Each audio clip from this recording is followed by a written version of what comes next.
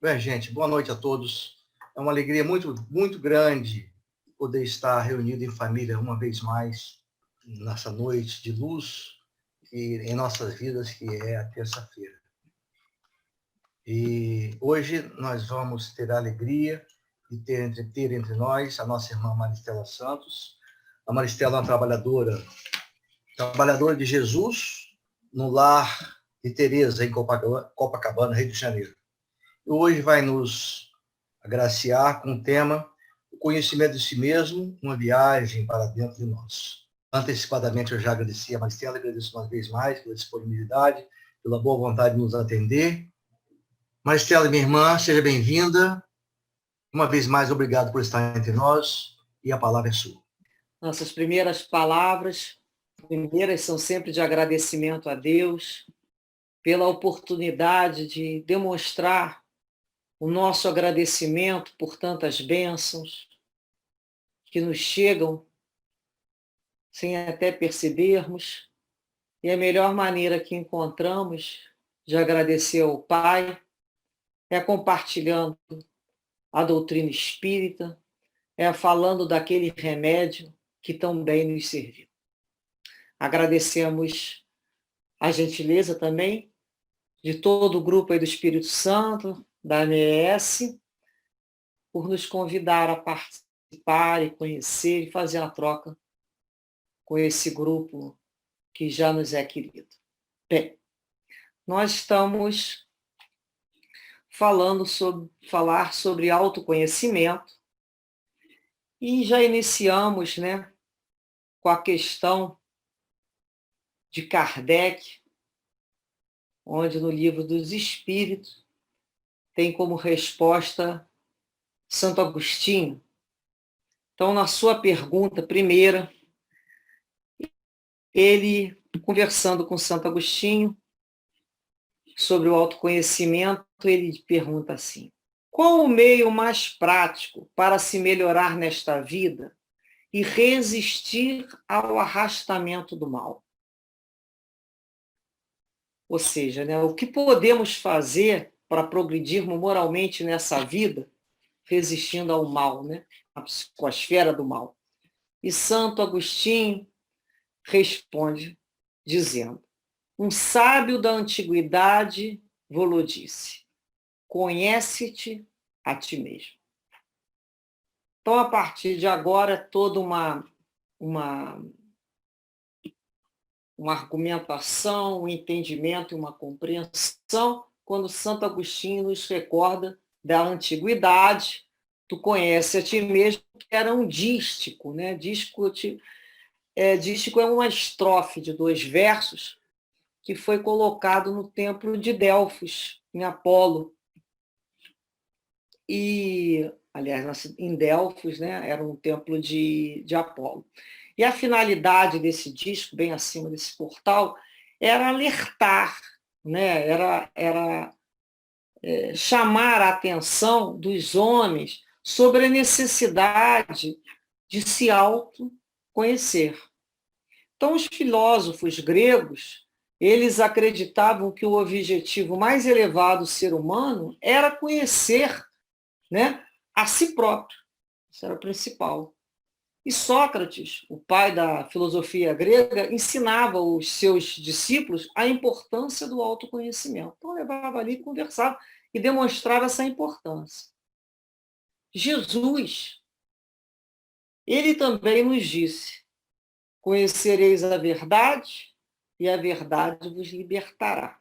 Isso é uma anotação que se encontra em João. Mas, apesar desses chamamentos, dessas frases, desses dísticos, as questões sobre quem eu sou, de onde eu vim, para onde eu vou, permanecem até o dia de hoje, até os dias de hoje, desorientando a vida de muita gente. E essa desorientação, ela é causada pelo desconhecimento de nós próprios. Quer dizer, a gente percebe que toda essa perturbação é um labirinto. Vai para um lado, vai para o outro, e não consegue se encontrar. Kardec continua no Livro dos Espíritos e pergunta assim: concebemos toda a sabedoria dessa máxima, que Santo Agostinho falou. Porém, a dificuldade é precisamente a de conhecer-se a si mesmo. Qual o meio de conseguir? Como conseguimos fazer isso? Né? É aquela famosa que a gente até hoje em dia brinca, né? A pergunta de US$ 1 milhão. Conseguir, como é que a gente vai alcançar isso? Como é que se obtém isso? Quer dizer, eu sei, já entendi que a resposta é essa. É como a gente pergunta assim para alguém, como se passa num concurso? Aí a pessoa fala, você precisa estudar. Pô. Ou então a gente fala assim, o que faz para emagrecer? Ah, fecha a boca. Então, a gente já entendeu, mas a dificuldade é precisamente essa, qual o meio de conseguir isso. Então, se nós sabemos estudar um processo muito longo, cheio de fases, e que naquele momento da fala, nos contaram lá a última fase, né? Estuda, levanta, fecha a boca, se cuida. Só que é um processo. Então, nos lembra agora a história de um jovem que toda semana vinha de muito longe participar de um curso de autoconhecimento. E um dia ele chegou para o mestre dele, lá para o professor, e falou assim, mestre, eu tenho notado o comportamento aqui dos seus alunos. Alguns deles tiveram a vida completamente transformadas, suas vidas. Outros mudaram lá em algumas coisas, mas existem muitos, e eu me incluo nesse, né? Ele ainda falou isso, eu estou entre eles, que nada mudaram. Que explicação o senhor tem para isso? Perguntou o aluno, né? Qual a explicação? Uns conseguiram, outros mais ou menos, outros estão que nem eu, não mudou nada. E aí o mestre olhou para ele, serenamente respondeu com humildade. Filho, você vem toda semana de longe me ouvir falar, não é? Ele falou, sim, mestre, venho sim. Você conhece bem o caminho para vir aqui? Ele, lógico que conheço. Então vamos agora mudar a questão. Se alguém lhe perguntar como fazer para chegar até a cidade onde você mora, que é longe, o que você faria? Aí ele respondeu, olha, eu explicaria o caminho da melhor forma possível. E aí o professor, né, o mestre perguntou, e você acredita que todos chegariam só com a sua explicação? Ou seria preciso percorrer o caminho? Aí ele responde, é claro que não, mestre. Só chegariam aqueles que percorressem o caminho. Quer dizer, não adianta eu fazer o mapa, mas só vai chegar aqueles que percorrerem. Então o professor respondeu lá, o mestre, né? Filha, assim são os meus ensinamentos. Eu os ensino da melhor maneira possível e todos podem ouvi-lo atentamente. Mas só irão se transformar aqueles que realmente os colocarem em prática. O caminho é dado a todos, é ensinado a todos, mas só chegam aqueles que fazem o seu percurso. Portanto, assim é a nossa vida. Nós só chegaremos à transformação quando vivenciarmos aquilo que aprendemos. Nós escutamos as lições, né, de Jesus, sabemos, nos sensibilizamos, nos conscientizamos até, mas é necessário colocar em prática tudo isso que aprendemos. Essa é a maneira de atingirmos as nossas transformações. Quer dizer, ninguém atinge o cume da montanha com o olhar, com os pés. O olhar é só para saber a direção, mas a gente tem que se colocar a caminho. Né? Então, é igual aquela história, nenhum paciente irá melhorar apenas lendo a bula do remédio que seu médico passou. É necessário que ele tome o remédio, fazer o que lhe foi indicado como o melhor tratamento. Então, muitos de nós ficamos ali naquela fase de intelectualizar o conhecimento. É uma fase do processo. É muito interessante. Mas fulano só está fazendo isso. Mas é preciso começar de algum momento. A gente tem que ter respeito pelos vários degraus da evolução, como é que cada um se encontra. Então, tem gente que está naquela fase mesmo de decorar, de entender intelectualmente. São fases. E algumas pessoas, né, ainda falam assim, né? Faça o que eu mando, né? Faça o que eu digo, né? Faça o que eu falo. Ou seja, ela sabe o que tem que ser feito, mas não faz. Quer dizer, faço o que eu digo, mas não faço o que eu faço. Não tem gente que ainda diz assim? Quer dizer, o camarada, ele dá aula daquilo ali, mas faz completamente diferente. A gente questiona, ele fala, faz o que eu digo, mas não faz o que eu faço. E muitas pessoas são assim mesmo, com essas fases. Mas Santo Agostinho, ele fala com propriedade, ele fala com autoridade moral, porque ele diz assim, fazei o que eu mesmo fazia, ou seja, ele tinha autoridade para falar, ele tinha passado pelas fases do processo. Então, ele diz que no final do dia interrogava minha consciência, passava em revista o que tinha feito e me perguntava se não havia faltado algum dever e se ninguém tivera motivo de se queixar de mim. Então, repare que a questão é diária. Primeiramente, a gente vê que é diariamente, no final do dia. Então, ali nos demonstra uma atitude disciplinada, continuada, espírito que a gente chama, espírito de sequência, espírito de continuidade. Tem gente que começa as coisas, né, e não dá continuidade. Abre um montão de fase e não fecha nenhuma, um montão de ciclo e não resolve nada. Então, a gente vê em Santo Agostinho a questão aí da continuidade, da disciplina. Quando ele fala passo em revista, ou seja, ele separa, ele vai discernir, ele vai olhar aquilo com cuidado. Então, ele nos diz que ele explorava os seus pensamentos, sentimentos mais secretos. Isso nós chamamos de quê? De processo de consciência. Tanto as suas atitudes, as suas ações e até as suas faltas. Então, o espírito é aquela alma que não teme o encontro consigo mesmo, em desiludir-se.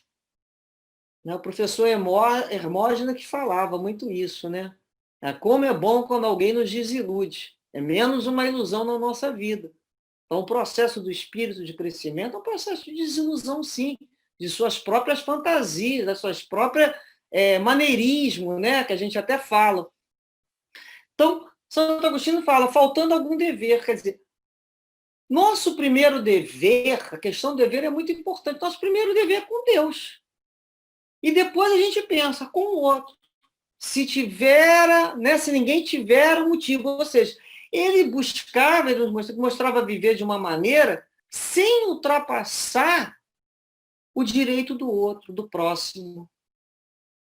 Isso nos falta hoje em dia, esse cuidado com o outro, com o espaço do outro.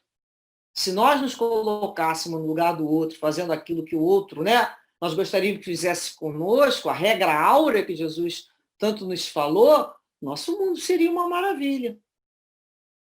Nós não viveríamos mais nesse espírito de competição, nós viveríamos em espírito de cooperação. Esse é o objetivo. Então, quando ele fala, Santo Agostinho, perguntai, portanto, para vós mesmos, interrogai sobre o que tendes feito, com que objetivo, né, agiste em tal circunstância. Então, ele nos convoca para uma atitude muito firme e consciente que busca o mal, que anda disfarçado dentro de nós. Já reparamos isso? É muito interessante. É quando ele nos ensina que deveríamos interrogar muito mais a nossa consciência sobre o móvel dos nossos atos. Isso é muito importante. Qual foi o móvel desse ato? Qual foi a finalidade? Qual foi o objetivo mesmo? Por que procedemos com essa atitude? Né? É interessante quando a gente começa a se questionar, a gente começa a descobrir sentimento. Que sentimento é esse que eu tive para agir dessa maneira? E ele não tem medo. Às vezes o sentimento vai falar o quê? Isso foi inveja. Isso aqui que eu senti foi ciúme. E isso aqui é raiva, é medo. Então é um processo de se desmascarar, de se desnudar para si mesmo. Olha bem, não estamos mais naquela fase de confessionário. Nossa consciência, Deus. É com a gente mesmo. Então, a gente, sem racionalização, eu fiz isso porque fulano, eu fiz isso só porque... Não, não. Não precisa da explicação. É ter essa coragem de se observar, dá um nome, aprende a denominar. Que emoção é essa? Tem gente que fala assim, eu senti um negócio. Não, que negócio é esse? Tem um nome? Você nunca parou para saber que emoção é essa? Aí eu... Não, tem nome. É medo, é angústia, é pânico. Que sentimento é esse? Então é quando se denomina e se conscientiza. Isso está dentro de mim. E para quê, né? A gente faz esse processo. Então, Santo Agostinho fala, foi assim que eu cheguei a me conhecer, a me ver em mim o que precisava de reforma. Foi assim, foi dessa maneira. Ou seja, para sanar essa dificuldade, fortalecer os pontos fracos, eu preciso me conhecer. Então, sem acúmulos, sempre e constantemente. Eu não posso deixar, né, que nem fosse o ladrão, né, da caixa d'água, o passado limite. Não, eu tenho que estar sempre passando aquilo em revista, porque senão eu não tenho coragem de entrar naquela coisa toda desarrumada. Então, é como um comerciante que, ao final do dia, né, faz ali o seu balanço, faz o seu diário parcialmente e constantemente, sobre o que aconteceu. Então, é necessário a gente passar isso em revista sempre. E ele nos diz lá, né, como é que eu vou saber? Né? A gente pode perguntar, como é que eu vou saber se eu estou certa em nossas interpretações? Né? Como é que eu vou saber se eu estou caminhando em direção certa? Bem, nós temos como saber se estamos caminhando na direção certa? Com a nossa consciência? Temos sim. Está lá na questão 625. Né? Jesus é o modelo de perfeição que Deus nos ofereceu como guia. Então, nós temos um padrão, o padrão Jesus, é o padrão cristão. Ele nos disse, eu sou o caminho, a verdade e a vida. E ninguém vem ao Pai se não for por mim. Ou seja, todos nós que estamos reunidos em torno do Cristo, que nos dizemos cristãos, escolhemos Jesus como nosso modelo de perfeição. A escolha foi feita. Senão a gente vai parecer uns bifrontes, né? Aquelas pessoas que dizem uma coisa e querem acompanhar outro modelo. No momento que a gente fala que a gente fez uma decisão, nós temos que ter um mínimo de princípio em nossas vidas, em decisões. É a nossa Constituição, é a nossa base. Então, quando você tem essa Constituição pronta, qualquer outra lei, ela tem que ser colocada em cima dessa Constituição para ver se ela se ajusta, senão é ato inconstitucional. Daí para frente, a gente vai aprendendo a pegar tudo que a gente vê, lê, ouve e coloca, né, nesse nosso modelo. O que não se ajusta não serve. Nós já fizemos essa decisão. Isso tem que estar claro. Então, quando as pessoas começam a fazer discussões, se isso está certo, se está errado, qual é a minha Constituição? Qual é o meu princípio? Né? Jesus, o que ele foi que ele falou? Bem, isso aqui é minha meta, isso aqui é meu padrão. Então, a gente vai começar a entender a questão da consciência. Quanto mais a gente amadurece, evolui, nós vamos buscando faixas mais altas de pensamento. É natural, nós vamos buscar Deus. Nós vamos buscar outro tipo de pensamento, outras vibrações. E a nossa consciência ela vai abrindo, vai desabrochando, desabrochando. Perde-se, sim, aquela ingenuidade boba, né? Muitas vezes, que não significava muita coisa. A gente repara que estava fechado no misto de ingenuidade e ignorância. Então, esse processo de consciência é o próprio despertar. É a perda dos sonhos cor-de-rosa mesmo. Isso é um processo de amadurecimento. É você, quando a gente começa a lembrar que a consciência, a boa consciência, é que vai dar, ela não cria lei. A consciência é um tribunal de uma instância. Ela confirma apenas, como um tribunal de apelação, se está tendo concordância entre a lei de Deus e a nossa vida. Entre a lei de Deus e o nosso comportamento. Apenas isso. Muitas pessoas adormecem essa consciência novamente porque dói. Porque tem que ter coragem. Então, esse momento é um momento de conhecimento intelectual da lei de Deus. Intelectual porque é necessário conhecer, é necessário estudar, para nós aplicarmos em nossa vida. Porque senão eu vou ficar alegando, eu queria fazer certo, mas eu não sei fazer. Mas Jesus nos falou sobre as leis de Deus. Estão ali, mas ela precisa ser lida, ela precisa ser compreendida, ela precisa ser sentida, conscientizada e colocada em prática. São os processos, as fases do processo. Não posso colocar em prática alguma coisa que eu não sei. Então, eu preciso conhecer intelectualmente um mapa para onde eu estou me dirigindo. Eu tenho que reavaliar esse mapa, os caminhos que eu estou escolhendo. Para trabalhar, eu não tenho que reavaliar o meu material de trabalho antes de sair de casa, para saber se eu estou correndo tudo que eu preciso ali, por uma perícia, por uma situação, se eu estou levando minha caneta, se eu estou levando o esquadro, enfim. Se meu lápis, minha caneta está boa, eu não avalio o meu material. Então, da mesma maneira, eu tenho que me avaliar o que eu tenho dentro de mim, o mapa. Então, esse momento, eu retifico ou ratifico, né? Eu confirmo para onde eu estou andando e eu mudo. Às vezes eu estou andando mal. Não adianta entrar em desespero. Vamos tentar voltar. Muitas vezes vamos nos desviar, é natural. Então, a gente olha o mapa, estou me afastando. Vamos voltar para o caminho. Né? Quantas pessoas se afastaram agora no momento da pandemia? Muitas pessoas se afastaram. Muitas pessoas que a gente achava que estava dentro, entraram num desespero, entraram numa crise de identidade, numa crise de fé, mas já se acalmaram e muitos retornaram para o caminho. Isso faz parte do processo. A gente tem que entender que são fases do processo. São várias fases, são nuances. Então, quando a gente confirma, a gente vai pegar a nossa cruz, que cada um de nós tem a nossa cruz, como Jesus falou, pega a tua cruz e me siga. E vamos nos colocar a caminho com o nosso mestre, que vai nos conduzir a Deus.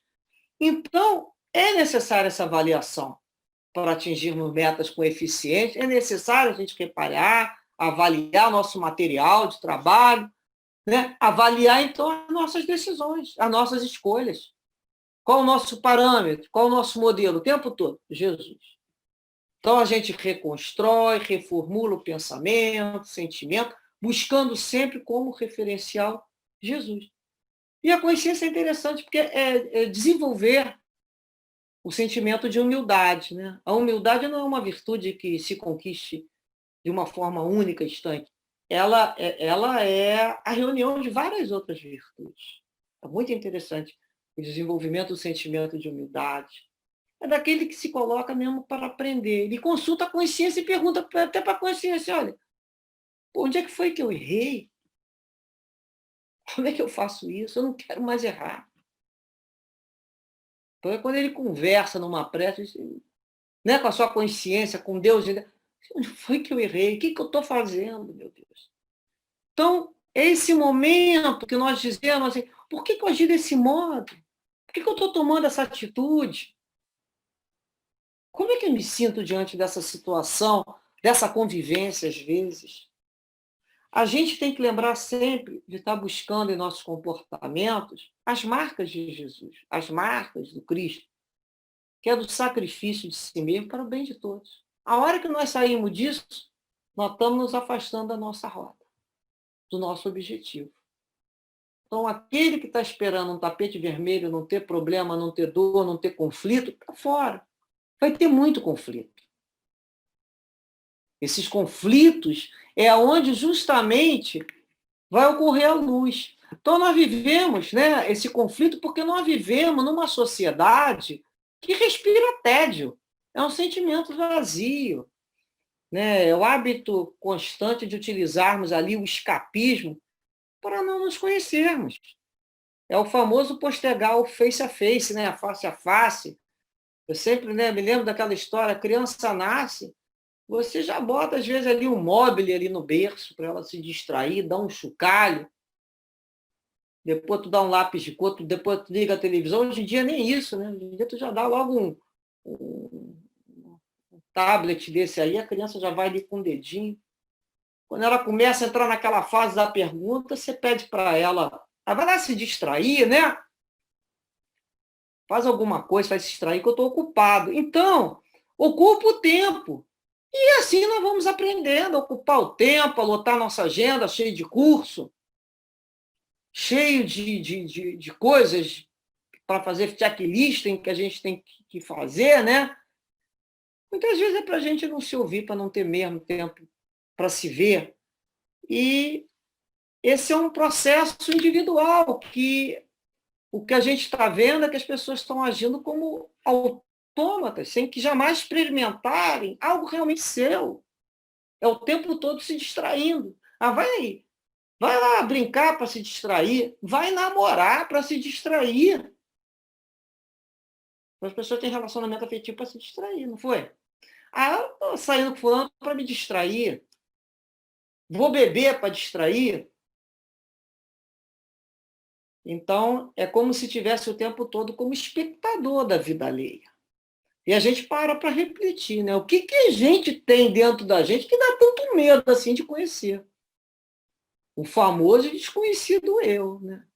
Então, nós como espírita, recebemos da doutrina espírita essa elucidação, esse convite ao autoconhecimento, ao processo de transformação, né? Que a gente sabe, o espírita é aquele que se esforça para se transformar, é aquele que busca modificar aquilo que não está bom dentro de si. Então, a doutrina espírita é um facho de luz. Né? Então, a gente gosta muito daquela parte que a vida continua, que o amor nunca vai acabar, que nós vamos nos reencontrar, que nós vamos poder fazer. Essa parte é maravilhosa. Mas, quando a gente começa a fazer a tal do conhecimento interno, que a gente vai se olhando, vai se comparando com Jesus, a gente descobre que a nossa casa estava abandonada há muito tempo, a nossa casa interna. A gente deixou lá. Há quantos séculos a gente entrou na casa do externo, dos rituais, gastando tempo com coisas que não levaram a lugar nenhum, decorando palavras, ou testamento, ou fazendo símbolos, não sei, liturgias, mas não nos levaram a lugar nenhum. Não nos levaram a edificar o reino de Deus dentro da gente. É muito importante a gente compreender da necessidade que Jesus fala da edificação do reino de Deus dentro de si. Porque dentro da gente pode ser encontrado tanto o céu quanto o inferno. Tanto o reino de Deus como o inferno. Porque quando a gente vai buscar e descobre que dentro da gente está cheio de esqueleto no armário, sujeira embaixo do tapete, gravuras ali para esconder rachadura, a gente leva um susto. É quando a gente toma conhecimento, a gente toma consciência. E o que a gente não vê, não sabe. E as pessoas, às vezes, se enganam melhor. Então, é nesse estado de inquietação e de amargura que muitos espíritas se encontram. É o conflito. Muitas vezes tem vontade de fugir. Nos mudar, mas vai mudar para onde? É como um doente, né? Que tem uma doença e está desesperado ali com aquele diagnóstico. E ele fala, eu vou me mudar. Ele pode ir para onde ele for, a doença vai acompanhar ele, enquanto ele não parar para entender que ele precisa se tratar, que ele precisa se cuidar, que é ele que tem que ser o primeiro a se amar. Então, nós cuidamos tanto, né, às vezes, da nossa casa, arranjamos decoração, do carro, cuidamos do filho, da vida do vizinho, da vida do parente, e fugimos. Isso tudo é um processo de fuga, de escapismo, para fugir de nós mesmos, de nos cuidar. E ninguém pode fazer aquilo que só cabe a mim, que sou eu me amar. Eu não posso entregar esse abacaxi na mão do outro. Né? Eu quero que você me ame. Não. Eu tenho que me amar. Eu sou meu abacaxi. Né? Então, às vezes, as pessoas reclamam que o outro, né, não complementa. Não é metade laranja. Né? A gente vai amadurecendo, vai entendendo que somos nós. Nós temos que aprender a nos descascar, a ter prazer em nos descobrir. Né? Ou então coloca uns remendos e continua empurrando, que nem se fala, né? Vai empurrando as coisas com a barriga, adoecendo cada vez mais. As pessoas estão doentes. Porque a gente repara, né, que a doutrina espírita, né, muitos chegam na doutrina espírita procurando um alívio, um consolo, uma cura, e vão embora. Por que foram embora? Porque esse conhecimento como instrumento de mudança, ele é para forte. A gente vai começando a entender, fulano não ficou. Não é, nem todo mundo tem condição, não é necessário muita coragem. Muitos entram ali na casa do desânimo, da desvalia, quem sou eu? A perturbação, né? A melhor coisa para perturbar alguém é mostrar que ele é um zero na criação. Está lá no livro de Jesus, lá, o poder das trevas. Tá lá, como é que faz para perturbar um trabalhador? Esses espíritos não podem jogar pedra no sol.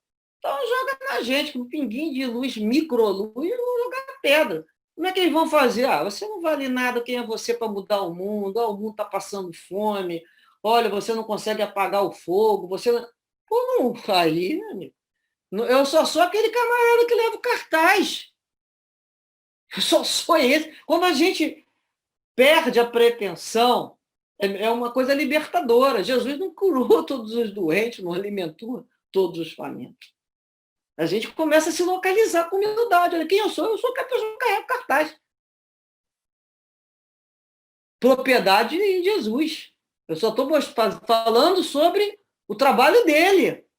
Eu só tô nesse pedaço. Então, ali Então, a gente começa a tomar mais coragem de recomeçar. Vamos recomeçar o nosso trabalho. E por onde que se recomeça? Pelo começo. Porque tem gente que quer começar do telhado. Já repararam isso? Então, a gente não pode começar do telhado, não. Tem que começar da base, tem que arrumar mesmo, tem que mexer nas coisas. O que serve nessas nossas configurações? Tem ideias, falas nossas que não condizem mais. Repetindo por repetir. Então, o objetivo da reencarnação é reencontrar e é reformular, reeducar. Foi para isso que eu reencarnei. Então, é a hora que eu começo numa brincadeira, alguém está falando alguma coisa, eu tenho uma fala, mas por que eu estou falando isso? Onde é que eu tirei isso? Não tem esse preconceito. Então, ali é momento da gente começar, a nos conhecer, a nos permitir sentir. E aí a gente fala, olha só o meu limite. É meu limite. Eu tenho que conhecer meu limite. O corpo dá sinal de limite. A mente dá sinal de limite. O espírito, naquela encarnação, tem limite. Ele tem que avançar para outra fase. Mas ele tem que conhecer os seus limites. E muitas vezes ele vai conhecer possibilidade. Pensar assim, nossa, nunca pensei que eu fosse capaz de resolver isso dessa maneira. Eu descobri que eu tinha mais condições do que eu mesmo acreditava. Na hora do problema, eu fui lá e pude constatar aquilo ali. Então, na realidade, o conflito ocorre pela disparidade realmente terrível que há entre o que ainda somos e aquilo que deveremos ser. Não é assim? Às vezes as pessoas nos fazem um elogio, né? Uma vez eu fico muito sem graça, às vezes eu escuto elogio e eu tinha umas falas meio bobas, que eu fico muito sem graça, e uma vez eu aprendi com uma senhora, eu falei, ela falou, por que você sempre responde dessas maneiras assim? Eu falei, é porque eu não sei ouvir isso. Eu não sei o que eu falo. Ela fala, obrigado, diz só obrigado e acabou. Eu achei aquilo tão simples, eu falei, é verdade. Na realidade, o outro está nos vendo no futuro, né? Aquela visão do outro é da gente no futuro. E às vezes a gente tem medo, porque a gente sabe que não é. Mas vai dar uma moral para explicar para o outro, aí a gente fala, obrigado, sou eu no futuro. Eu serei assim mesmo. E no livro, eu trouxe aqui, no livro, deixa eu dar uma olhada aqui, Estante da Vida, do Irmão X, psicografia de Chico Xavier, né, ele nos fala, um resuminho aqui, conta-se, né, que em Israel, Eliezer, que era um pensador judaico, ele foi procurado por um certo devoto que se queixou amargamente confessando: mestre, que será de mim? Ele fica: que será de mim? Entreguei-me fervorosamente ao serviço do Senhor por longos anos e depois de tanto tempo, reconheço hoje que não melhorei. Continuo a ser o homem perfeito e ignorante. Aí Eliezer responde assim, depois, lá no finalzinho do texto: se chegaste, meu filho, a compreender que és imperfeito e ignorante, Isso representa por si só um progresso admirável. É verdade. Quanto mais a gente estuda,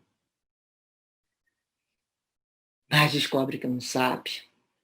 Quanto mais a gente conhece a lei de Deus, mais percebe o quanto nos falta trabalhar, não é mesmo? Isso já é um progresso, porque antes a gente se iludia, se enganava, entrava em máscaras, não para os outros, mas para a gente mesmo, né? Aquela história que a fulano está mentindo, o problema é ele está mentindo para mim ou para ele. Se for para mim, está tudo bem, o problema é quando mente para ele. Porque reconhecer já é metade do caminho da dificuldade. Então, é um processo de transformação lento. A gente vai lembrar que a natureza não dá salto. Vão ser muitas tentativas para uma reeducação moral, muitas reencarnações.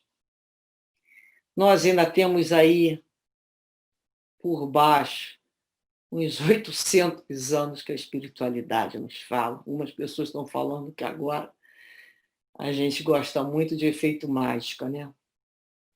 Ainda falta. Ainda falta muito, né? A gente olha um continente como o continente africano, a gente olha o Brasil no seu interior, América do Sul, e a gente repara que nós temos muitas reencarnações. A gente olha para o Oriente e nós temos que ter esforço, perseverança, paciência, porque não vai ter progresso sem isso. Então não adianta querer começar pelo telhado. Não adianta entrar no desespero de ser aquilo que não é. Nós temos muito que capinar. A distância a ser vencida entre o que somos e o que deveremos ser vai ser melhor vivenciada com autoconhecimento. Mas não naquele processo minha culpa, minha sagrada culpa, eu não sirvo para nada, nada disso, né? É uma chave que nos libera e nos convida a encontrar luz, soluções, né, na nossa mente e no nosso coração. E Santo Agostinho fala que foi assim que ele chegou a conhecer o que ele precisava em reforma. Kardec nos fala, né, que o homem de bem estuda suas próprias imperfeições e trabalha incessantemente para combatê-lo. Todos os seus esforços são empregados para que amanhã possa dizer que existe nele algo melhor do que na véspera. Então é o bom combate. É quando conhecemos nossos limites, estudamos aqui a nossa fragilidade, dificuldade, e vamos desenvolver a resistência que a gente chama coraça, resistência. Senão todo tempestade a gente vai cair, né? E Deus vai nos dar resistência para vencer essa antiga batalha do homem velho com o homem novo. Esse é o bom combate. Esse é o conflito. É buscarmos ser melhor hoje do que fomos hoje, seremos amanhã melhor ainda, com esforço. Eu quero sair dessa reencarnação melhor que eu entrei. Isso é a transformação moral, educação do espírito, né? Educação, né? Tirar de dentro para fora. Esse é o processo educacional. Então, nós não nos basta apenas estudarmos as leis morais. Reconhecer essa dificuldade também não vai bastar. Nós precisamos nos conscientizar da necessidade de mudar. E essa janela só abre de dentro para fora. Essa compreensão cabe a cada um. Trocar o que serve pelo que não serve, o que convém e o que não convém. Eu preciso ter boa vontade, esforço e perseverança conjugado. Há uma vontade firme, não é? Sair da inércia. Porque não existe lei de menor esforço. Então, a descontinuidade é fator de fracasso numa situação dessa. Eu preciso me esforçar. Vou cair, vou levantar, vou prosseguir, nem que seja de rastro, mas eu vou. Todo dia eu caio, todo dia eu me levanto. Então, estabilizar a mudança, né, é um processo de conservação. Tem hora que a gente entra num platô. Tá reparando? A gente pensa que não tem mais nada a conquistar, porque a nossa vida assim, é uma paralisada. A gente acha assim, olha para um lado, olha para o outro. Ali é processo de consolidação. É o processo da gente ali consolidar aquilo, daquela montanha que a gente subiu, daqueles esforços que nós fizemos. Então entra no processo de platô, mas não dá para dormir, não. Aquilo ali é consolidar, porque daqui a pouco vai ter uma outra montanha. Quer dizer, uma outra faixa. É um outro ciclo Nós reparamos agora que muitos ciclos estão fechando, estão abrindo novos ciclos. Então, a gente teve momento de consolidar. E precisamos ter muita vigilância, porque é justamente nessa hora que muitos desanimam e entram no retrocesso. Caem.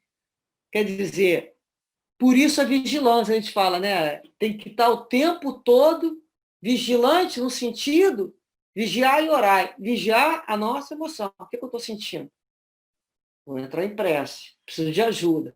Como é que é essa sensação? Então, eu tenho que ter essa coragem. Então, a gente já gasta, às vezes, na vida um tempo danado com coisa que não levou a gente a lugar nenhum, né? Por que não buscar um tempo no tumulto dessa vida, nos dias que as pessoas se perdem aí com tanta rede social, um tempo no dia para nos ouvir, para conversar com a gente, para a gente procurar se conhecer, meditar, buscar e acharei. O que eu estou buscando? Você acha que está buscando. Se você buscar ter esse momento, a gente vai encontrar. Então, é aprender a ficar lá, encontrar um canto, né? Para entrar em silêncio, aprender a ouvir a nossa própria respiração. É aquele momento de ser mais manso, né?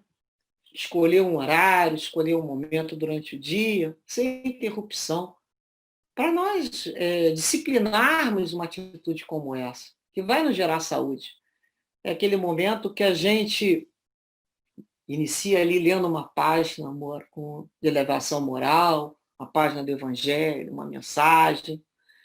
E depois daquela leitura, a gente relaxa aquelas tensões do dia e começa a meditar. Né? A gente poderia dizer assim, vamos nos propor uma viagem ao abandonado e muitas vezes conhecido mundo do eu.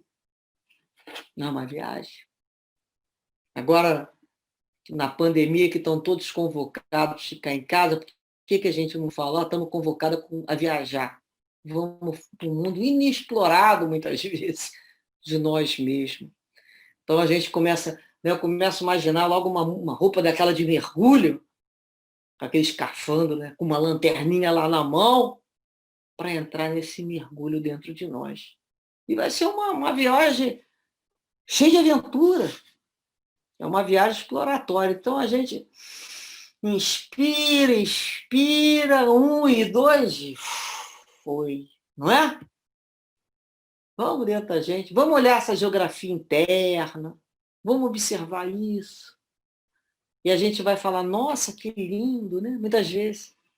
Pensei que essa parte fosse maior, achei que essa parte fosse menor, de limite de possibilidade.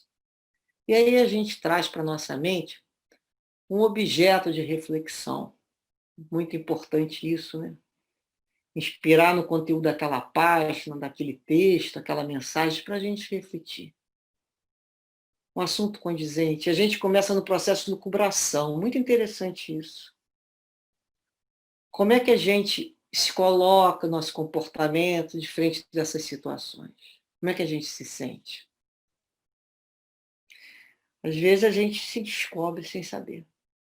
A gente descobre emoções que a gente nunca imaginou sentir diante de uma situação. Eu naquela situação. Então a gente começa a aprender a trazer a mente por objeto da reflexão, trabalhar essa mente.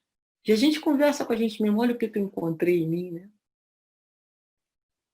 Esse é o fim do autoconhecimento. Olha que conclusão que eu cheguei sobre isso. Eu preciso sentir. Às vezes a gente pensa, pô, tem uma tendência à impaciência.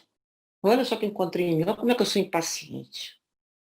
Olha como é que eu tenho uma tendência à violência, a querer acabar com tudo, a parar o assunto, a botar ponto final, a sair. Olha como eu tenho essa tendência.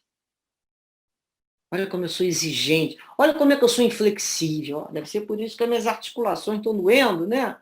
Que o corpo fala. Ou será que eu choro muito por dentro e estou cheio de água? Ou será que eu cristalizo muito aquela raiva, aquela mágoa e estou fazendo pedras no meu corpo, né? Então a gente começa a se perceber com essa luz, com essa lanterninha. A gente vai olhando essas emoções e sentimentos, reconhecendo, desfazendo as ilusões. E o primeiro passo é realmente conhecer esse sentimento. reconheço, dou nome. Se é violência, eu tenho violência dentro de mim. Eu tenho que reconhecer. Não adianta negar. Mas para que eu entro nesse processo de reconhecimento? Eu reconheço. Interessante. Eu preciso aceitar que uma dificuldade minha que precisa ser iluminada. Não adianta eu pegar a luz de Jesus e não saber o que eu vou iluminar. Então, quando eu trago, olha, eu tenho tendência à violência, eu tenho tendência à impaciência. Então, eu dou nome, eu reconheço essa dificuldade. E com que luz que eu vou iluminar? A de Jesus, a luz do Cristo. Então, eu pego o conhecimento de Jesus e levo até aquele sentimento que desarmônico que se encontra dentro de mim. Desarmônico com a lei de Deus. E eu vou ser infeliz toda vez que viver fora da lei de Deus. Não é isso que nós aprendemos com o Livro dos Espíritos? Então, qual é a virtude que transforma a violência? A mansetude. Qual é a virtude que vai trabalhar em paciência? A paciência. Então, eu vou avaliar, eu comparo, eu olho meus impulsos, ainda muito instintivo, estudo, medito, em torno daquele conteúdo, analiso, avalio, aí eu reparo. E como é que aquilo ali se expressa? Será que se expressa através dos meus gestos? Será que é a minha voz? Será que a minha voz é tão imperativa assim? Então, não é processo de se envolver com culpas. Nós estamos longe disso. Isso já passou, isso foi lá nas reencarnações anteriores. Acabou. Essa questão de culpa não me leva a lugar nenhum. Meu interesse é conhecer, denominar, para eu corrigir, para aquilo não se repetir nos mesmos atos. Senão, vou viver reencarnações apaixonadas por mim mesmo, reproduzindo os mesmos atos não condizentes com a lei de Deus, e eu fico no que se chama essa samsara, vou e volto, sem sair do mesmo lugar. Então, se o meu modelo é Jesus, ele nos falou bem-aventurados, mansos e pacíficos, eu vou buscar estudar lá a afabilidade, a doçura, a paciência, a obediência e a resignação. Não é assim? E nesse processo exploratório, nós vamos nos observando, né? O que eu vou me decidir? Ou eu fico com a minha personalidade truculenta sendo repetida, ou eu tenho coragem de colocar as lições de Jesus na minha vida. É uma decisão nossa, né? Então a gente já começa a separar ali o joio do trigo, discernindo dentro da gente o que combina e o que não combina mais. Jesus é meu referencial, meu parâmetro, e a gente vai contabilizando, né, a soma do bem e do mal que não existe dentro de nós. Isso é um processo interessante. Porque tem muita coisa que já estamos melhor. Então, é uma autoavaliação para melhor saber o que fazer. O que eu posso fazer? Só após nos conhecermos bem é que a gente pode fortalecer aquilo que precisa ser corrigido e modificado. Interessante essa questão. Então, é o bom combate do mal que existe dentro da gente. Aí eu começo a tomar contato com esses meus pontos frágeis e que eu preciso sanar. Então, a gente lembra que o autoconhecimento é um processo de libertação, né? Leon Denis, antes de Leon Denis, eu vou me lembrar aqui de uma passagem de Paulo em Romanos, lá no capítulo 7, ele fala assim: por que não faço o bem que quero, mas o mal que não quero, esse eu faço. Isso sempre nos bateu, né? Essa passagem de Paulo. E Leon Denis, na terceira parte de Potência da Alma, no problema do ser destindador, ele nos fala assim, olha só, às vezes observamos uma contradição surpreendente entre os pensamentos escritos e as ações de certos homens. E somos levados por essa mesma contradição a duvidar de sua boa-fé, de sua sinceridade. A gente fala uma coisa, faz outra, né? Muitas vezes não há mais do que uma interpretação errônea de nossa parte. Os atos desse homem resultam do impulso surdo, dos pensamentos e das forças que eles acumularam em si no passado. Suas aspirações atuais, mais elevadas, seus pensamentos mais generosos, traduzir-se-ão em atos no futuro. Assim, tudo se combina e explica quando se considera as coisas do largo ponto de vista da evolução. Olhem, o impulso surdo. Então, nós temos que ter ternura com a gente. Então, a gente tem que se olhar, a gente não pode temer multiplicar essas perguntas que nem Santo Agostinho fala. Perguntas claras, precisas, multiplicá-las. Como é que eu me sinto? As minhas atitudes passam algo de bom para alguém, para o próximo? Eu já sou capaz de identificar as influências externas que me acionam de maneira ainda tão impulsiva, né? Eu já sei dizer não àquilo que eu não quero mais. Eu já aprendi a resistir o mal que ainda tem em mim, né? Eu já consigo me vigiar no meu secreto sentimento. Eu já me pesquiso sobre o desapego. Eu uso mais o pronome nós do que o eu. Então, são uma série de questões. Se eu tenho orado, são questões que eu tenho que ir multiplicando para me conhecer. E Santo Agostinho termina, né? Se puder dizer ao final do dia que foi bom, você pode dormir em paz e aguardar sem receio despertar em uma outra vida. Olha que interessante. Fazer perguntas claras e precisas sempre.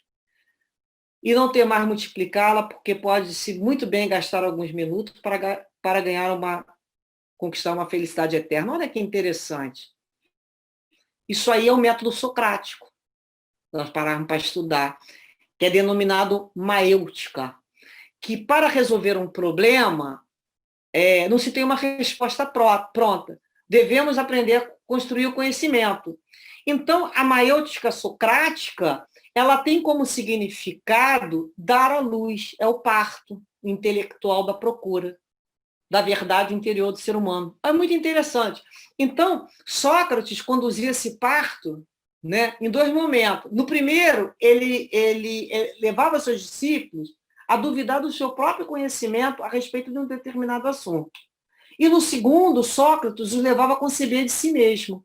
Então, eu preciso ter humildade. O que é humildade? E o que é ser humilde para mim? Qual o modelo que eu tenho de humildade? Será que eu não estou confundindo a humildade? E aí aquilo vai se multiplicando. E quem toca nessa questão maêutica de novo é o psicanalista alemão Erich Fromm. Ele nos diz lá, a principal missão do homem em sua vida é dar luz a si mesmo. Então, nós somos um esboço inacabado, coautores de Deus, e a cada dia um novo dia para recomeçar.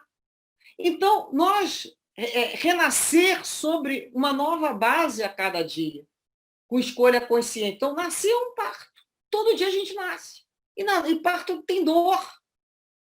Todo dia a gente se concebe uma nova pessoa. É um novo homem, uma nova mulher. Esse é o objetivo, não só da reencarnação de uma outra, mas desse própria vida. Então, quando a gente fala assim, despertar numa própria vida, você vai estar tranquilo. Quem sabe fazer isso sempre, o encontro com a sua própria consciência diariamente, não vai ter nenhum problema no desencarne, porque o que ele vai encontrar é a sua própria consciência. Então, acreditamos, né, que o objetivo dos nossos benfeitores e guias espirituais será sempre nos amparar nesses propósitos de elevação. Então, conseguir, né, mentalizar a hora de dormir a imagem de Jesus em diversos momentos da vida, curando, reerguendo os caídos, renovando. Depois que a gente nos avalia, fala, não, Jesus, entrega aos teus pés aquilo que eu não consigo, mas eu vou conseguir. E aí vai ter gente que ainda sempre vai falar assim, né? Vamos deixar isso para outra vida? Isso vai dar trabalho? Não. A gente precisa morrer e reencarnar, né? Para agir de uma nova consciência, a gente precisa disso, não. A gente precisa combinar de todo dia, antes de dormir, passar em revista a nossa consciência, nosso comportamento, fazer uma prece, conversar com Jesus sobre essa nossa vontade de modificar, de nos transformar, de aprender a amar como ele nos amou. E aí a gente morre no dia de hoje, né? A gente morre no dia de hoje, todo mundo vai morrer na hora do sono, e depois amanhã vem um novo sol. É uma nova oportunidade, né? A gente tem que entender que um novo dia, quando a gente acorda bem de manhãzinha, é uma nova esperança, que tem que manter o coração aceso ali, cheio de novos objetivos, renovação. Aquele momento que a gente acorda, agradece a Deus pela oportunidade de recomeçar. novas palavras, novos gestos, novos pensamentos. E que Jesus nos permita, né? Todas as vezes ao falhar, não é mais falhar por falhar, é que falhar, questão de erro e acerto, a gente está aprendendo.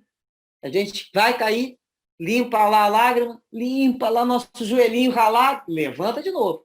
Vou levantar todas as vezes. Nós já aprendemos sobre Jesus. O carro nunca mais vai voltar para trás. Depois que a gente conheceu Jesus, nunca mais nós vamos retroceder. Então, nós temos que lembrar lá também de Paulo de Tarso, né, parafraseando ele, né?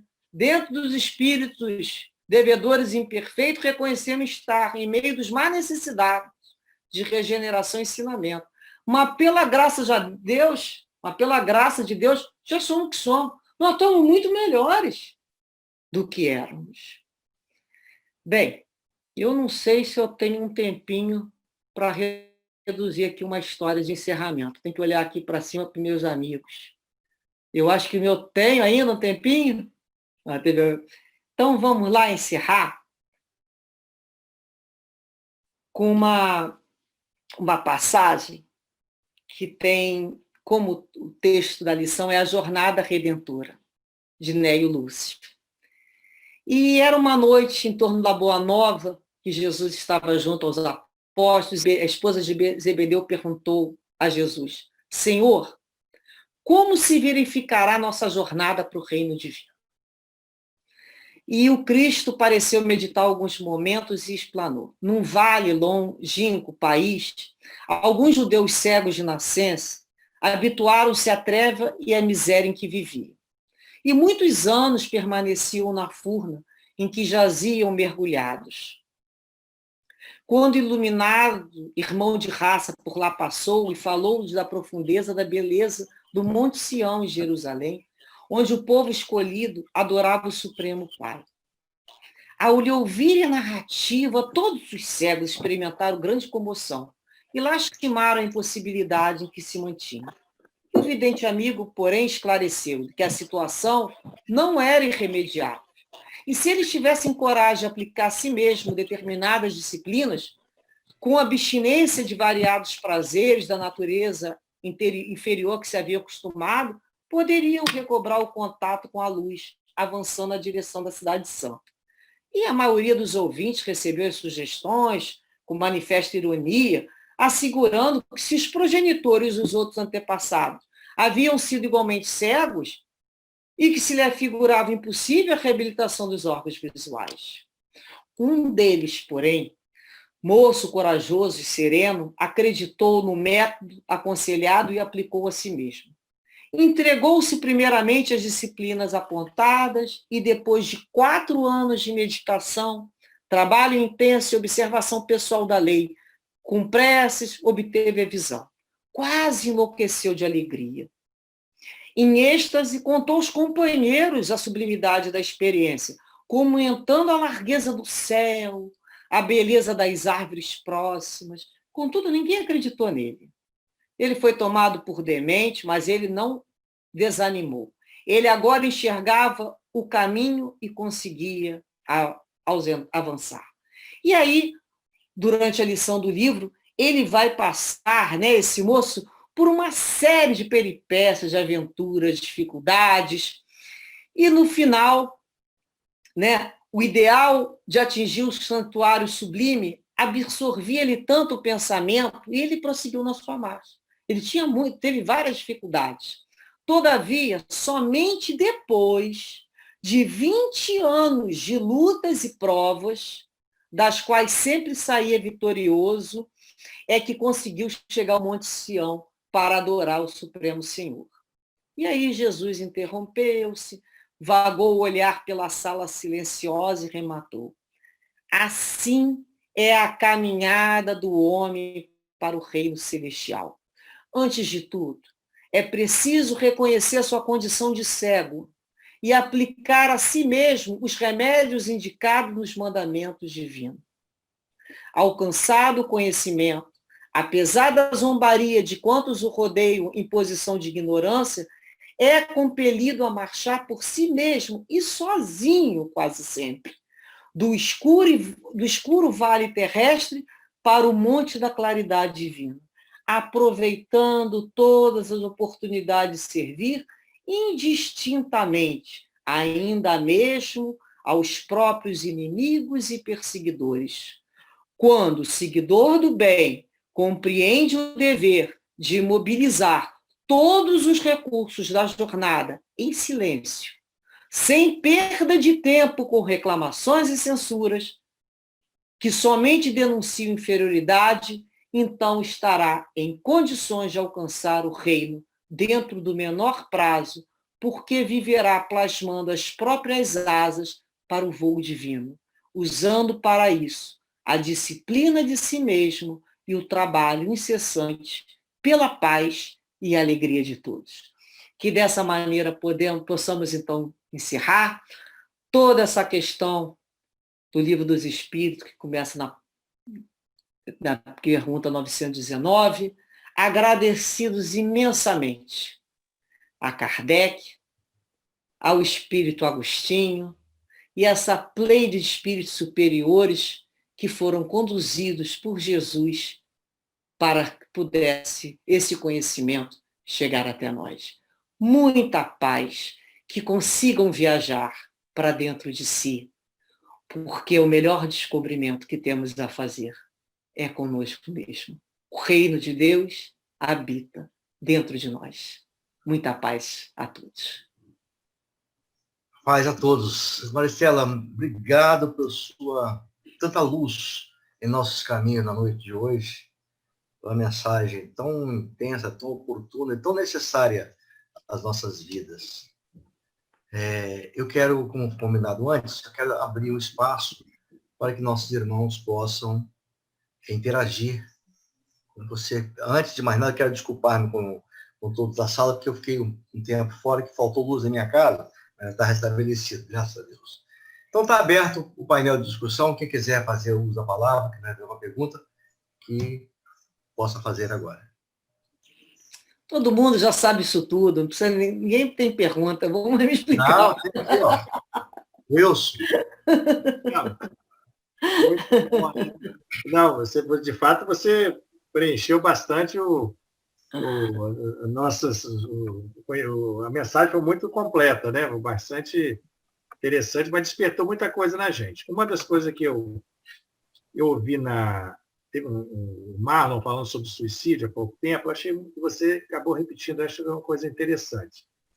Ele falou da necessidade, muitas vezes o suicida, né? Ele está querendo eliminar, não é a vida, não é a vida, ele está querendo, ele precisa ter essa consciência. A dor. As personas dele, a dor, né? Principalmente a dor, mas também as personas. O dia que ele se conscientizar disso, nós nos conscientizarmos que diariamente nós estamos matando nossas personas antigas, nosso homem velho, e fazendo nascer um homem novo, né? Eu achei isso muito interessante, a necessidade que a gente tem de renascer a cada dia. Você acabou comentando isso aí, que a morte, a gente começa a encarar a morte não como uma coisa, né, final, mas uma coisa, é uma passagem um pouco mais prolongada, mas normalmente nós estamos morrendo, renascendo diariamente. E como é importante isso, a gente eliminar essas personas antigas, essas ideias falsas que a gente tem da gente, né, nos conhecer melhor para chegar na nossa essência. A gente só vai chegar na nossa essência, a essência de sublime, a essência divina que nós somos dentro, quando nós começarmos a eliminar, a morrer essas personas que são decorrentes da nossa falsa ideia de como é a vida, né? Encarar a vida como realmente ela é, né? Com o sentimento de amor, com Jesus no coração. Eu queria que você comentasse sobre isso. Porque nós somos um esboço inacabado, né? Nós somos... que a gente tem uma questão de urgência, né? O ser humano ele tem essa impaciência com ele mesmo. Você vê que a nossa impaciência é com a gente, não é com o mundo. Então, até o processo evolutivo, a gente acha que pelo fato de estar anos, décadas, conhecendo a doutrina espírita, o evangelho, a gente já teria que estar fazendo. Não funciona dessa maneira. A natureza não dá salto. Então, a gente não respeita muito esse tempo. Quer dizer, É muito interessante os ciclos. Uma coisa que você falou assim, a gente vai matando e a gente vai renascendo, esse é o objetivo da reencarnação. A gente, a cada dia, vai se reconstruindo. E feliz é daquele que fala que nada tem para mudar.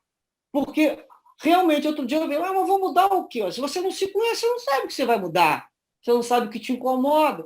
Então, muitas vezes, esse processo, né, você vê que no próprio livro, no Memória do Suicida, alguns suicidas são colocados décadas numa sala para aprenderem a fazer tipo uma monografia de um tema. Eles escolhem, por exemplo, aquele Algenor Penalva. Ele teve o tema lá, questão com os pais, honrar o pai e mãe. Ele tinha que escrever, estudar só sobre aquilo. Então, às vezes, a gente não tem noção de alguns desses conceitos. Quantas vezes nós vamos ter que vir para, algumas vezes, para reformular, reconduzir na nossa própria vida, até eles terem brilho. E a gente quer fazer isso como um imediatista, para ficar livre. Livre para onde? Não, eu quero acabar meu processo evolutivo. Tá, e você vai fazer o quê quando acabar? Eu acho muito interessante no livro Obreiros da Vida Eterna, a instrução ali com o André Luiz, do instrutor, que ele fala que ele tinha pressa no processo evolutivo dele. Ele tinha muita pressa em crescer, do Albano, instrutor Albano. E aí ele chegou na espiritualidade razoavelmente bem e descobriu que os espíritos não davam conversa a ele. E aí ele perguntou, mas que é aquela luz que vai lá para baixo? Ele começou lá é Jesus com o companheiro espiritual, nós não temos tempo. E aí ele deu uma explicação resumidamente, como se fosse assim: o espírito, proporcionalmente àquilo que ele sobe verticalmente, é o que ele tem condições de descer. É a sua força de descida. Então você sobe para depois inquinar o eixo. Então você veja bem, a gente às vezes consegue falar aqui do Evangelho, da mulher adúltera, de Zaqueu, mas às vezes a gente não consegue ligar uma televisão e ver uma pessoa fazendo um maltrato com um animal. Não consegue ver.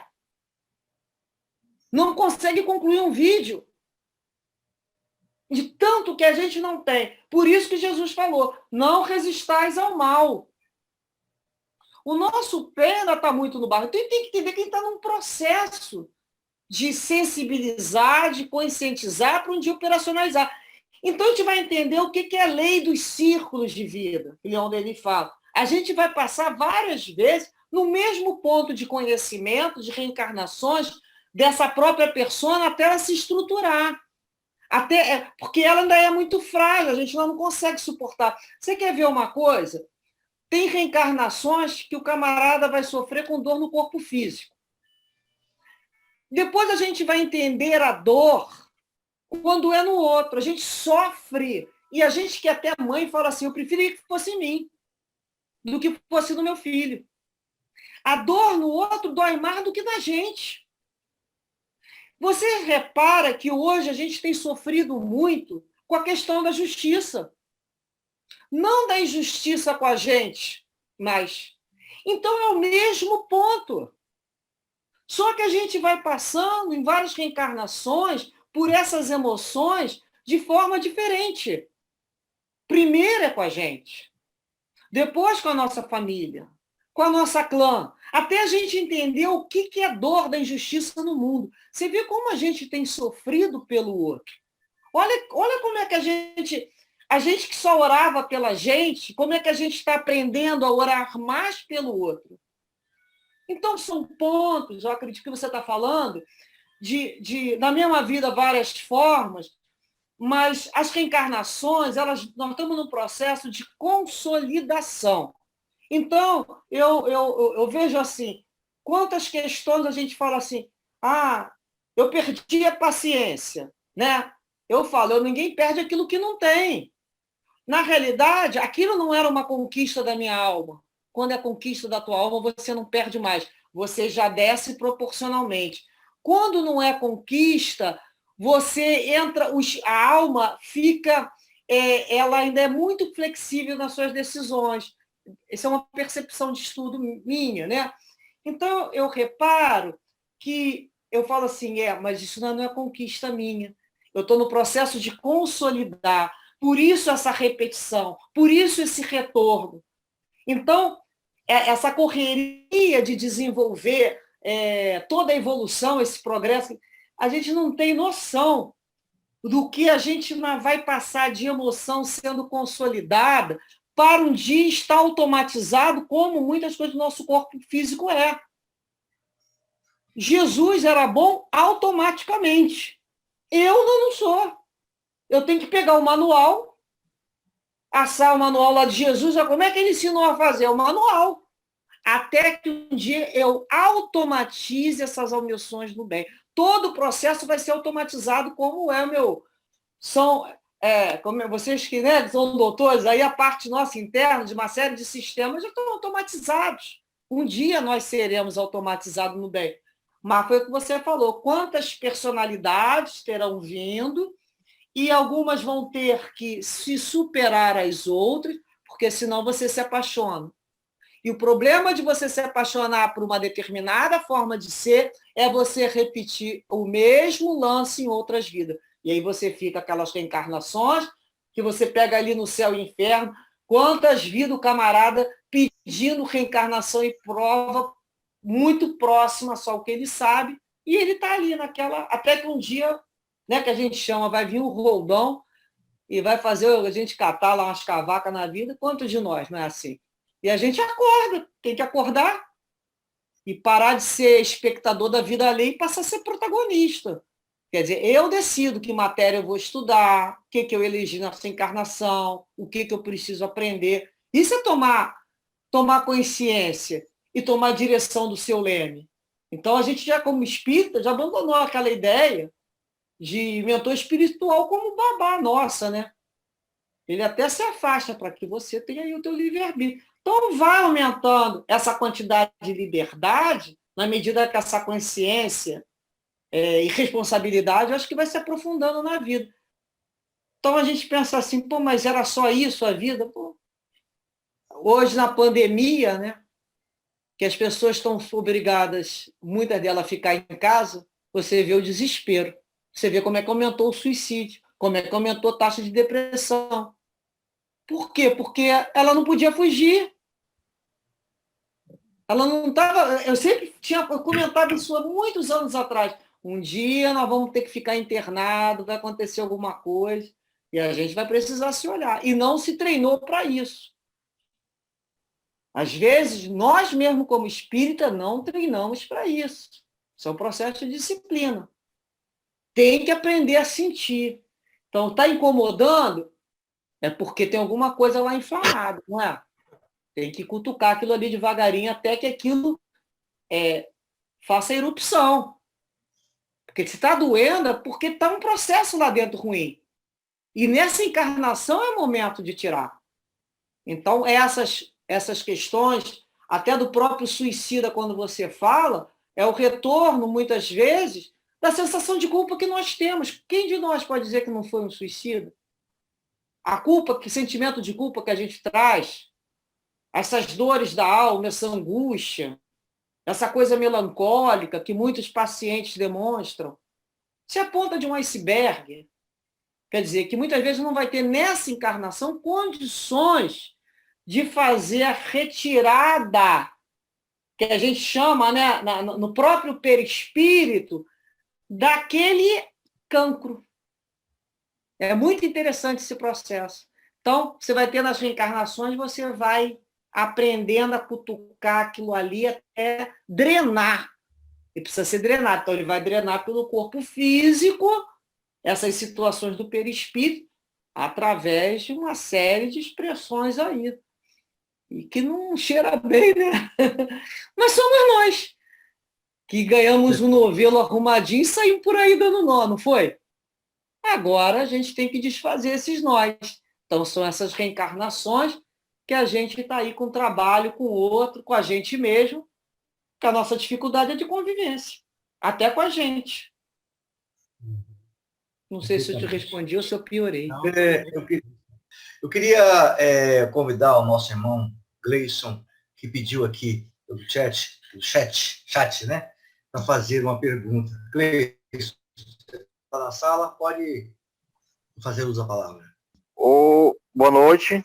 Eu ouvindo aí a Maristela falando, apesar que a Maristela respondeu praticamente só o resumo do que eu queria perguntar, mas vou perguntar assim mesmo. Eu sou estudante da doutrina, Maristela Santos, e eu ainda observo muito pessoas que estão ainda já há algum tempo na doutrina e não se permitem ainda aquela mudança, aquele autoconhecimento, que é sobre o assunto que você estava conversando. Eu vejo ainda muito vitimismo. Aí tem aquela pergunta, poxa, mas fulano de tal ainda não está no seu estado evolutivo. Cada um tem o seu estado evolutivo. Tudo bem. Resumindo, eu ainda vejo isso aí como uma desculpa. Poxa, quer dizer que eu sei que eu tenho que mudar. Está ali estampado na minha cara. Então eu vou dizer, não, eu não vou mudar agora não, vou esperar chegar a outra vez. Que foi quando você falou lá atrás, Maristela, né? Eu vou deixar para outra vida. Bom, quer dizer, isso será mesmo que é possível a pessoa vai continuar assim mesmo, Maristela, sem querer aceitar a mudança, ela sabe que precisa mudar, mas fica dando essa desculpa. Não, eu não vou mudar agora não, vou deixar para a próxima reencarnação. Ainda não é bom momento. Quer dizer, será mesmo que vai chegar esse momento mesmo? As pessoas, elas se permitem ficar assim mesmo? Se é que você conseguiu me entender. Obrigado pela oportunidade. Boa noite, querido. Olha, às vezes a pessoa entra no vitimismo e fala assim, olha, eu não mudo porque falta isso, ou eu tenho aquela doença, eu tenho aquele problema. Na realidade, às vezes, que você vai resumir essa história toda com o passar dos anos, falta uma coisa, coragem. Por isso que a gente tem que ter um olhar de muita compreensão com todo mundo, tanto na doutrina como qualquer religião, porque pelo menos a gente já está falando de Jesus. Isso já é um caminho. A gente não tem noção da história, do histórico daquele espírito. Você não sabe como é que ele chegou ali, né? Então, a gente não pode achar que ele não consegue. Ele, na realidade, não tem coragem, foi o que ele estava falando. Porque se olhar, se ver com tanta dificuldade, apesar de tanto estudo que nós temos, nós não somos, é um conflito, é uma dor muito grande. Às vezes a gente chega no final do dia e fala, puxa, mas eu fui escorregar logo naquela casquinha de banana. É assim mesmo. Então, Deus permite que a gente erre para que a gente tenha a compaixão do outro que vai vir errando atrás da gente. Por isso que a gente erra tanto, entendeu? Então, o outro está ali naquela situação, ele está escolhendo aquele caminho ali de procrastinar. Né? Não tem gente que sempre deixa para amanhã, deixa ele. Vai chegar um momento, isso é uma decisão dele.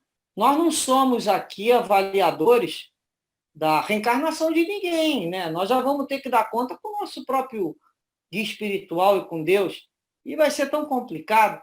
Então, o outro ele está indo aonde consegue, né? Às vezes a gente vai lembrar lá de Paulo de Tarso falando, né? Algumas pessoas vão tomar só o leite. Leite para os meninos, para outros um alimento sólido. Então, a doutrina espírita é sólida, não é para qualquer um. Então, você vê que tem gente que vai entrar e vai ficar só na casa da superfície. Mas é difícil. Então, acredito que você está falando aí da gente ter compreensão, que pelo menos a pessoa já sabe o que vai ter que fazer. E às vezes fala da boca para fora, às vezes nessa vida mesmo vai acontecer uma situação que vai fazer com que ela repense melhor.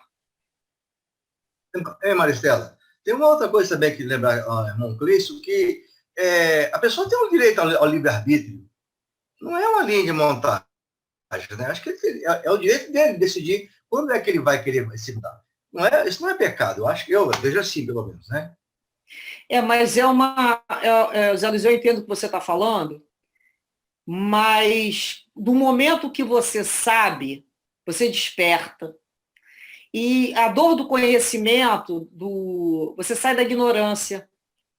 Foi o que Jesus falou, se vocês se dizem cegos, né?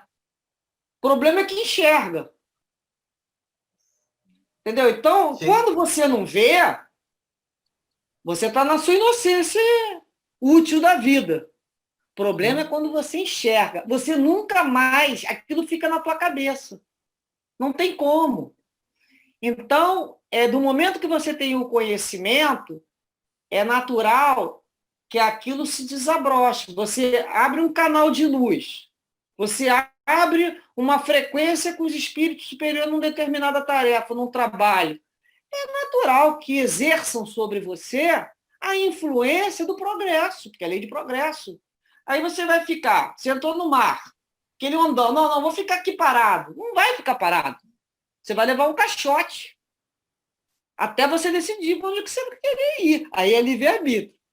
Você vê que muitas vezes o camarada ele é empurrado para ele aprender a levantar, ele cai para aprender a levantar.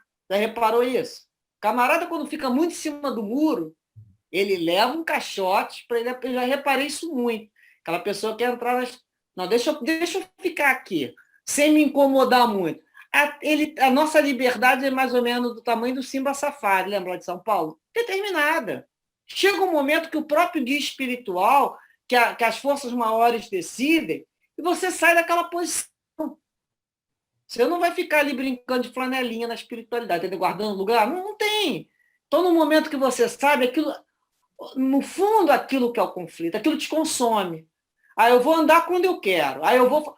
Mas aquilo lá dentro tá assim, ó, nunca mais te deixa em paz, sabe? Esse livre-arbítrio aí que você falou, na minha cabeça, ele é meio obsidiante. Perfeito. Até mesmo porque... Gente, só fazer um comentáriozinho. Acho que isso aí você falou no início, né? Conhece a verdade o libertará, né? A grande liberdade sua vai ser quando você viver de acordo com a sua verdade, né? Aí você vai ser realmente livre, né? Mas eu queria te falar uma coisa. Você falou que a pessoa vai procrastinando até encontrar a vida, apresentar alguma coisa para ele que vai obrigar ele a ser coerente com os seus princípios. Será que essa pandemia, eu vou adiantar uma pergunta que o Odil sempre faz aí, né?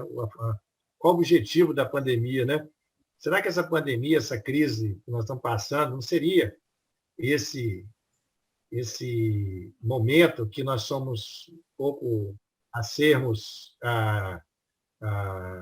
fiéis aos nossos princípios, sermos firmes naquilo que nós já despertamos, né, na nossa consciência, que você acabou de falar, né?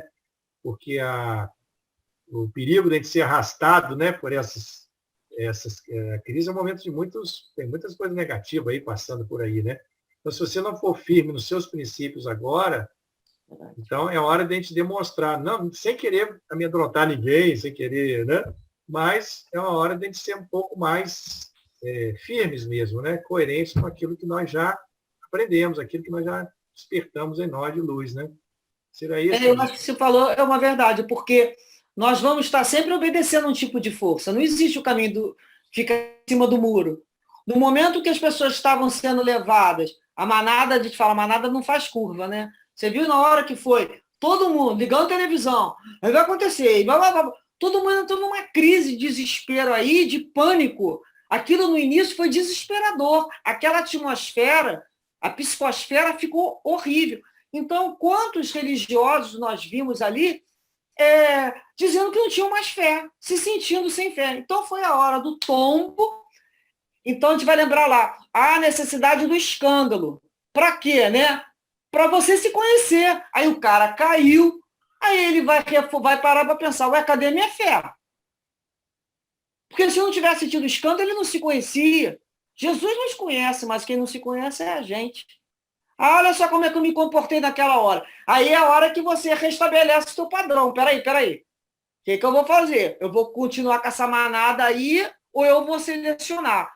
Bem, no meu caso, eu saí, eu não quis mais ver, papapá, já sei o mínimo que eu tenho de saúde, papapá. Eu fiz a minha seleção. Se por afinidade o grupo está ali desvairado, por sintonia, eu busco um canal mais alto. E fui entrar em prece, leitura de livro, fui abrir no meu canal uma página de estudo de alguns livros, fui criar uma coisa nova com a internet. Quantos que falaram que não queria saber de internet, eu não quero aprender, foi obrigado a mexer. Isso veio para ficar, não nos enganemos. Novas formas de relacionamento, novos ciclos fechados. Isso veio dar aquela chacoalhada o camarada cair e falar assim, e agora? Agora vou aprender a construir a minha casa numa rocha segura, que nem Jesus ensinou. Porque estava areia movediça. Aquilo não era consolidada aquela fé. Era da boca para fora. Ué, se eu tiver que desencarnar, vou desencarnar como o cara aqui em Copacabana desencarnou porque jogou um fogão. Morreu numa foganada na cabeça, o outro morreu porque jogaram um macaco na cabeça. Bem, ué, só precisa de um motivo. Já aquilo ali. Então, onde é que está a minha fé? Né? O que Jesus falou para Pilatos? Nada, né? A tua vontade depende da vontade do mais alto. Nada acontece sem a vontade de Deus. Aí você começa a voltar para a tua mente, para a tua constituição, para os teus princípios maiores, foca e deixa mais nada passar ao lado. Você não é mais coletivo. Aí eu acho interessante que nesse momento que você falou da pandemia, a gente aprendeu a se individualizar. Isso foi muito importante. O espírita, cada ser religioso foi se identificar com aquilo que... Então, não basta crer, é preciso viver a sua crença. Qual é a nossa crença? A gente não acredita na reencarnação, meu Deus.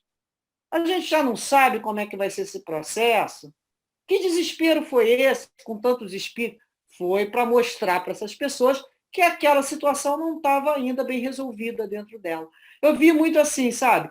Tanto em termos da área social, algumas pessoas ficaram melhor.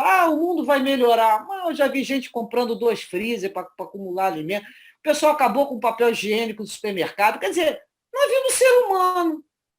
O que espanta isso? Não é, aí quando a pessoa, mas é ser humano? É ser humano. Então vamos respeitar porque é ser humano. Ser humano, né? Não temos anjos. Então nós vamos ver reações, nós somos vários mundos, todos juntos, cada alma é um mundo por si só. Então nós às vezes olhamos o outro mundo do outro e falamos assim, é o mundo que ele está vivendo, é o degrau evolutivo. E não nos cabe, nesse momento, é de lá que nós viemos. Então, nós passamos agora, pela essa questão da globalização, da internet, a conhecer o mundo do outro, que a gente não conhecia. E isso a gente fala assim, não tem que ficar chocado, é ser humano, é irmão, e nós vamos caminhar juntos. Sabe, ele vai dando uma calma, acho que foi dando uma paz, a gente foi aprendendo a ver o lado bom, de poder ter mais tempo com a gente, com a nossa família, de aprender coisas que eu não queria aprender, eu estou aprendendo. E é o que a gente fala, vamos tocar a música, porque o baile segue. Quero agradecer do fundo do coração nossa irmã Maristela pela sua disponibilidade, por este momento tão importante, maravilhoso nas nossas vidas.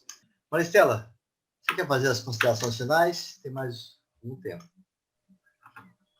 Olha, as considerações finais que a gente pode dizer é que a gente deseja sinceramente que possamos nos unir, né, em coração, em sentimento, nessa busca de uma vida melhor, de um planeta melhor, começando cada um por si mesmo, né, dentro de si, nesse nosso jardim interior, semeando as palavras de Deus, cuidando da nossa terra, retirando os brotos da amargura do nosso coração, e que essa semente de Jesus seja abençoada sempre, nesse nosso conhecimento, que a gente possa ainda, no futuro, oferecer bons frutos, mas sabendo sempre que os frutos pertencem a Deus. Que possamos estar unidos sempre nesse sentimento maior do Cristo, e a cada dia aprendermos um pouquinho só a vivermos de acordo com os seus ensinamentos. É só isso. Eu só tenho a agradecer, então, a nossa querida amiga Maristela, esperando contar com ela mais uma vez aqui com a gente, né? Para trazer tantos ensinamentos, né? Que nos mexe com a gente, né? Revolve nossas terras aí dos nossos corações. E agradecer ao grupo, né, que participou dessa reunião, convidar, então, para amanhã e para a próxima reunião. Não esquecer, lembrando sempre que a Kátia é uma pessoa que tem muita bagagem para passar para a gente, né? Quem quiser participar, vai ser muito interessante. Ela é oncologista e tem uma experiência grande na parte de lidar com pacientes, na capelania. Gratidão, Maristela. Boa noite a todos. Boa noite a todos. Muito obrigado pelo carinho. Boa noite. Fica com Deus. Fica com Deus. Boa noite a todos. Boa noite, Tchau, pessoal. Boa noite. Muita paz a todos. Obrigada. Maristela, o Rio de Janeiro continua lindo. Reações, Continua. reações, você bota no coraçãozinho, tem reações. Ou Eu não sei botar. Eu vou ficar com o coraçãozinho assim, ó. Eu também. Um beijo a todos. Boa noite a todos. Beijão, Maristela. beijo. Boa noite para queridos. todos. Um abraço fraterno.